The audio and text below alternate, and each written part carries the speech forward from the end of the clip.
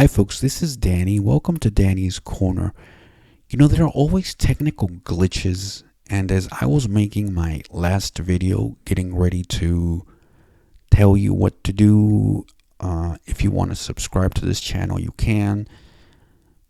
My microphone stopped working, and therefore the video stopped working, and sometimes that happens. The reason why I use an external mic, which I do, is because I don't like the way the computer mic sounds, and I don't believe in raising my voice. I think I mentioned this in another video. Forget which one. I'll find it and then I'll link it to this one somehow. But yeah, there were some technical difficulties. And the video where this is found is why do sighted people ask dumb questions? And so, yeah, there are sometimes technical difficulties where, I think I've mentioned this before, there might be problems with the audio, problems with seeing me. Some of those, by the way, the videos where you are not able to see me, that's intentional. Hopefully you know that by now. And you will know that, for example, if I'm recording on an iPhone or an Android or my iPod, I do want you to see me, but if you don't, I really don't care, because that's not the objective of any of my videos, to be honest with you. If you could see me, great. In fact, I do want to show you some things, and this is why I primarily use the computer. But with other things, if you can see me when I'm using any of my other devices, that's great too. But what I'm trying to say is that some of this is intentional, because I want you to experience what I experience when I log on to a YouTube channel and I'm not able to see a thing, and people use phrases such as, and if you see this, you'll get this, or if you see that right there, you're able to tell that this goes right here. I don't get what you're talking about. I don't understand. So what I want you to understand is that society has made, even in 2023, we have already more than 30 years with the ADA law. We still need to bring awareness to people who do not have disabilities, to include us in one way or another. And in another video that I react to Mr. Beast,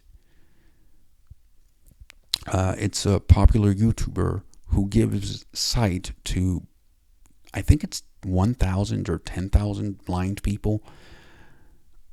There's no descriptive audio. There's the track is available in several languages. There are subtitles in several languages, but no descriptive audio. And so I don't know if that's a YouTube thing. I don't know if that thing can be fixed, but there are certain visual references in that video that, of course, you know that a blind person is going to be curious, nevertheless, and go to that video because, hey, how are blind people able to be cured?